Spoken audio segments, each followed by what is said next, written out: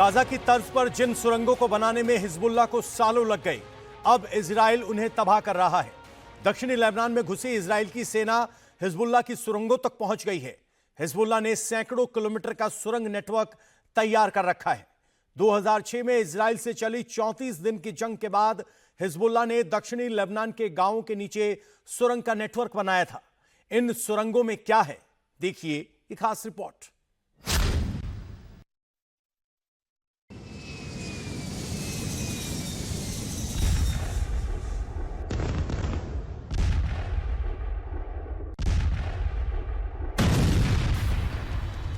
Hezbollah के tunnel तक Israel पहुंच गया है। टनल का एक एक राज खुल रहा है।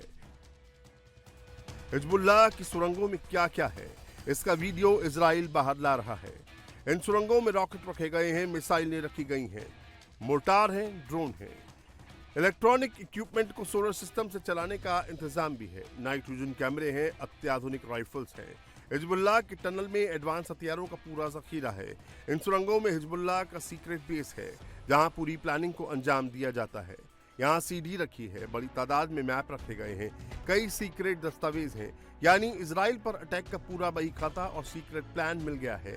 गाजा में हमास का सुरंग नेटवर्क मेट्रो से भी एडवांस है। लेबनान में हिजबुल्लाह का सुरंग नेटवर्क, इन विशाल सुरंगों से बड़े बड़े हथियारों से लदे ट्रक गुजर सकते हैं। रॉकेट और मिसाइल लॉन्च किया जा सकता है। लेबनान के दक्षिणी क्षेत्र में लगभग 45 किलोमीटर तक फैले ऐसे ही एक सुरंग नेटवर्क है। सुरंगों का व्यापक नेटवर्क बेरूत क्षेत्र और बेका क्षेत्र को दक्षिणी लेबनान से जोड़ता है। ये सुरंगें दक्षिणी लेबनान में कुल मिलाकर 100 मील यानी 160 किलोमीटर से अधिक फैली हुई है। हमास की सुरंगों की तरह हिजबुल्लाह के भूमिगत नेटवर्क में भूमिगत कमांड और नियंत्रण कक्ष, हथियार और आपूर्ति डिपो, फील्ड क्लिनिक और सभी प्रकार की मिसाइलों को फायर करने के लिए उपयोग किए जाने के लिए शाफ्ट शामिल है। यहाँ से रॉकेट सतह से सतह पर मार करने वाली मिसाइलें, एंटी टैंक मिसाइलें और एंटी एयरक्राफ्ट मिसाइलें सुरंगों में शाफ्ट से दागी जा सकती हैं।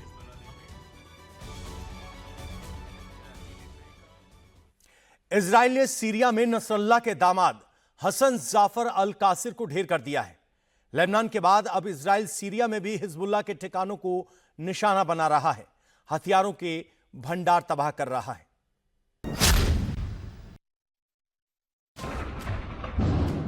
ये बड़ा हमला इजराइल की नौसेना ने किया है।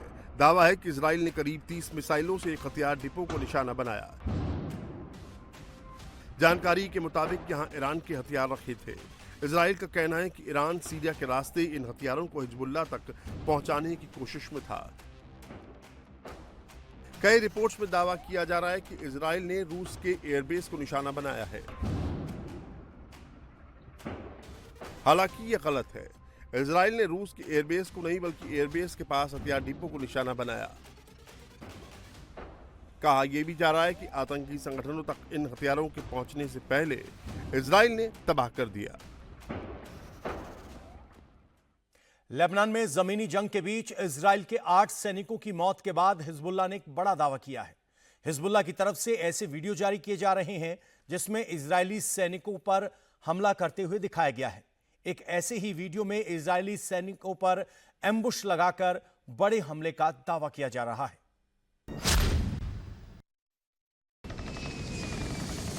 इजराइल, हिजबुल्लाह, ईरान, हुती, हमास की जंग के बीच प्रोपेगेंडा वॉर भी हो रहा है।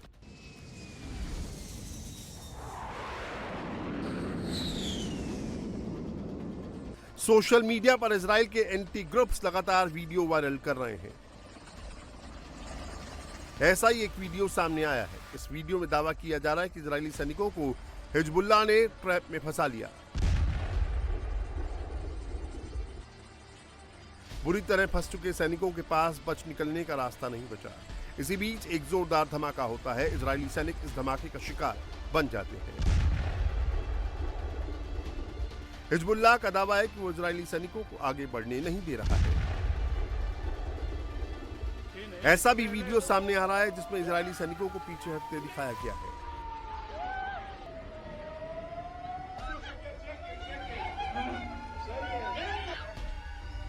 अब तक इजराइल मान चुका है कि लेबनान में उसके 8 सैनिकों की मौत हो चुकी है, लेकिन इजराइल का दावा है कि वो लगातार आगे बढ़ रहा है, हिजबुल्लाह के ठिकानों और बंकरों पर कब्जा कर रहा है।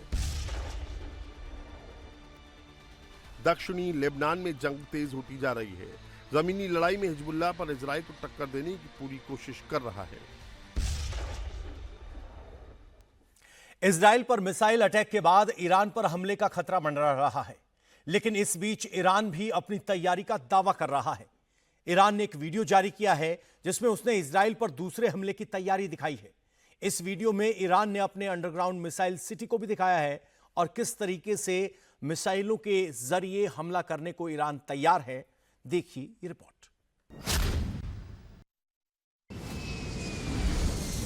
इजराइल के पलटवार के डर के बीच ईरान की तरफ से एक वीडियो जारी किया जा रहा है। ईरान अपनी मिसाइल पावर दिखा रहा है, मिसाइलों की मूवमेंट का वीडियो जारी कर रहा है। वो कैसे मिसाइल लॉन्च कर सकता है, कितनी बड़ी और ताकतवर बैलिस्टिक मिसाइल उसके पास है, ये सब ईरान दिखा रहा है।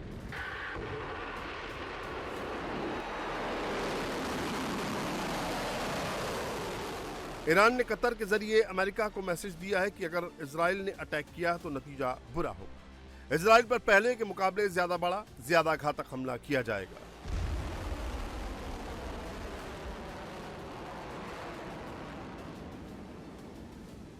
ईरान की तरफ से अगले चरण की लड़ाई की तैयारी का वीडियो भी जारी कर दिया गया है। इस वीडियो में ईरान की अंडरग्राउंड मिसाइल सिटी नजर आ रही है। इस मिसाइल सिटी में काफी खतरनाक बैलिस्टिक मिसाइल का जखीरा रखा है। मिसाइल पर ईरानी सैनिक अरबी में मैसेज लिख रहे हैं।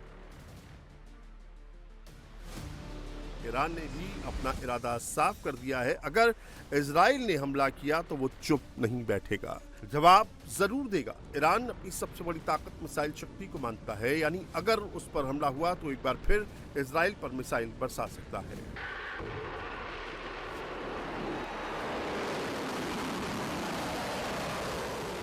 ये वो अंडरग्राउंड सीक्रेट सिटी है जहां ईरान की मिसाइलें, फाइटर जेट, बम वर्षक और ड्रोन रखे हैं। ईरान अपनी मिसाइल सिटी का इस्तेमाल अपनी न्यूक्लियर फैसिलिटी को बचाने के लिए करना चाहता है। ये फैसिलिटी ईरान के नानताज और फोर्दो में है। नानताज और फोर्दो दोनों ही पहाड़ों के बीच बनाए गए हैं। यहाँ भी बंकर हैं, अंडरग्राउंड टनल है। इन्हें पत्थरों और रीइंफोर्स्ड कंक्रीट से बनाया गया है। इन बंकर्स में मीडियम रेंज की मिसाइलों को महफूज रखता है। ये बंकर सतह से 500 मीटर यानी करीब आधा किलोमीटर गहराई में है। इस सीक्रेट बेस पर परमाणु हमले का भी असर नहीं होगा। लेबनान पर इजराइल के ग्राउंड अटैक के बाद बड़ी तादाद में लोग अपना घर बार छोड़कर जा रहे हैं, लेकिन लेबनान की मदद का सिलसिला भी शुरू हो गया है। सिर्फ मुस्लिम देश नहीं बल्कि रूस ने भी लेबनान को मदद पहुंचा दी है। अब कई देश लेबनान से अपने लोगों को निकालने के लिए ऑपरेशन चला रहे हैं। रशिया ने भी लेबनान को मदद देनी शुरू कर दी है। रशिया ने 33 टन मानवीय सहायता लेबनान तक पहुंचा दी है। रशियन विमान ये मदद लेकर लेबनान पहुंच चुका है। इजराइल से जारी जंग के बीच इससे लेबनान को काफी मदद मिलेगी, लेकिन इजराइल की एयर स्ट्राइक से दक्षिणी लेबनान में भारी तबाही मच रही है। दूसरे देशों के जो लोग यहां मौजूद हैं उन पर भी खतरा मंडरा रहा है। इस बीच कई देशों ने लेबनान से अपने लोगों को निकालना शुरू कर दिया है। स्पेन के विमानों ने अपने लोगों को निकालने का काम शुरू कर दिया है। स्पेन ने लेबनान के अलग अलग हिस्सों से लोगों को एयरलिफ्ट किया है। तुर्की भी अपने लोगों को लेबनान से निकाल रहा है। तुर्की ने शिप के जरिए लोगों को बाहर निकालना शुरू किया है। इससे पहले चीन और साउथ कोरिया ने अपने देशवासियों को बाहर निकालने का ऑपरेशन शुरू किया था। इजरायली सेना ने आधी रात को बेरूत के दक्षिण में भीषण बमबारी की है। तेज आवाज से पूरा इलाका दहल गया। इस हमले में हथियार डिवीजन का सलाहकार मोहम्मद यूसुफ अनीसी मारा गया। अनीसी 15 साल पहले हिजबुल्लाह में शामिल हुआ था और वो वेपन यूनिट का सलाहकार था। आईडीएफ का कहना है कि हिजबुल्लाह के खतरे के खिलाफ अपना अभियान जारी रखेगा। नसरुल्लाह के खात्मे के बाद भी इजराइल का हिजबुल्लाह पर नॉन-स्टॉप एक्शन जारी है। लेकिन क्या लेबनान के आसमान में गरजते लड़ाकू विमान ईरान तक पहुंचने वाले हैं? लेबनान में हिजबुल्लाह के ठिकानों को इजराइल की एयरफोर्स लगातार टारगेट कर रही है। ग्राउंड पर भी इजरायली सेना और हिजबुल्लाह के लड़ाकों के बीच आमने सामने की जंग चल रही है। इजराइल ने लेबनान के साथ साथ सीरिया पर भी भीषण एयर स्ट्राइक की है। इजराइल 5 फ्रंट पर एक साथ युद्ध लड़ रहा है। इजराइल की सेना गाजा पट्टी में हमास के खिलाफ लड़ रही है। लेबनान के साथ साथ सीरिया में हिजबुल्लाह के ठिकानों पर भीषण एयर स्ट्राइक कर रही है। उधर यमन में हूती विद्रोही भी इजराइल पर जवाबी हमला कर रहे हैं। इजरायली सेना लेबनान बॉर्डर से करीब 2 किलोमीटर तक अंदर घुस गई है। इजरायली सेना धीरे धीरे बॉर्डर से सटे इलाके में हिजबुल्लाह के ठिकानों को तबाह कर रही है। इजराइल अपने दुश्मनों को निस्ते नाबूद करने में जुट चुका है। इजराइल का ग्राउंड ऑपरेशन साउथ लेबनान में 3 जगहों पर चल रहा है। पहला मरून अलरस में, दूसरा यारो में और तीसरा ग्राउंड ऑपरेशन ओडाइसे में चल रहा है। अमेरिकी राष्ट्रपति जो बाइडेन का कहना है कि मिडिल ईस्ट में ऑल आउट वॉर से बचा जा सकता है, इसे टाला जा सकता है, लेकिन अभी भी बहुत कुछ करना बाकी है। उन्होंने यह भी साफ कर दिया कि अमेरिका इजराइल की मदद करने जा रहा है, लेकिन सवाल है कि क्या वाकई अब मिडिल ईस्ट में महायुद्ध को टाला जा सकता है? इजरायली प्रधानमंत्री बेंजामिन नेतन्याहू ने क्लियर मैसेज दे दिया है, जब तक ईरान है उसके प्रॉक्सी भी मिडिल ईस्ट से खत्म नहीं हो। इसीलिए इजराइल का पूरा फोकस ईरान है।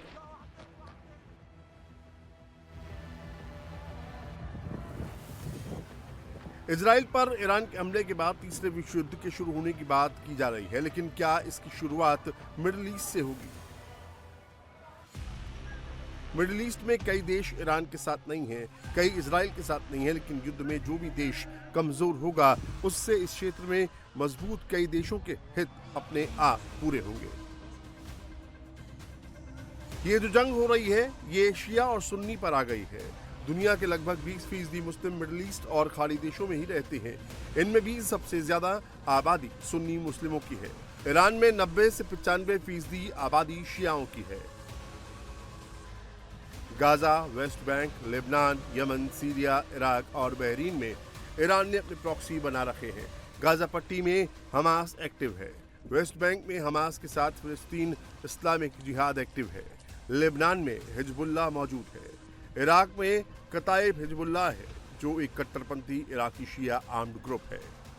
सीरिया में हरकत हिजबुल्लाह अल नुजाबा है और यमन में हूती एक्टिव है, जो शिया जैदी समुदाय का संगठन है। इन प्रॉक्सी के जरिए ईरान इजराइल को खत्म करने की कोशिश करता रहा है और खुद सीधी लड़ाई से बचता रहा है। लेकिन इजराइल पर मिसाइल अटैक के बाद सीधी जंग ने दस्तक दे दी है। इजराइल ने कहा है कि वक्त और जगह वो तय करेगा।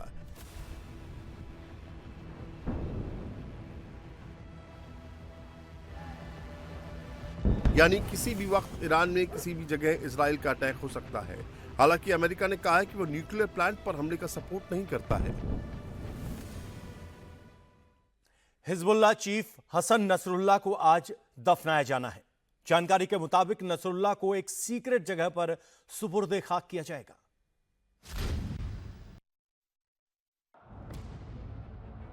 ईरान में जुमे पर हसन नसरुल्लाह के लिए दुआ पढ़ी गई। तेहरान के हजारों शिया मुस्लिमों ने नमाज पढ़ी, नसरुल्लाह के लिए प्रार्थना की।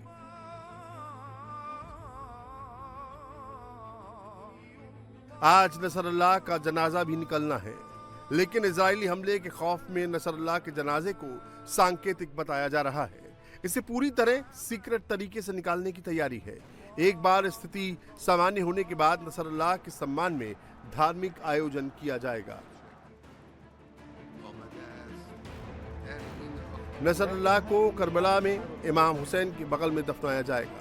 हालांकि अटकलें ये भी हैं कि नसरुल्लाह को लेबनान, इराक के करबला या फिर ईरान के नजफ में भी दफनाया जा सकता है। दक्षिण बगदाद के करबला में इमाम हुसैन की कब्र है। इसी जगह पर नसरुल्लाह को दफनाया जा सकता है। 27 सितंबर को इजराइल के हमले में नसरुल्लाह की मौत हुई थी। उसका सीक्रेट बंकर तबाह हो गया था, जिसमें 64 साल के हसन नसरुल्लाह की मौत हो गई थी। रिपोर्ट के मुताबिक भारी विस्फोट की वजह से जहरीले धुएं के कारण बंकर के नीचे सांस लेना मुश्किल था। इजराइल ने नसरुल्लाह के बंकर पर 80 से 85 बंकर बस्तर बम गिराए थे। नसरुल्लाह जिस इमारत में था वहां पर बम गिरने से 30 फीट का गहरा गड्ढा हो गया।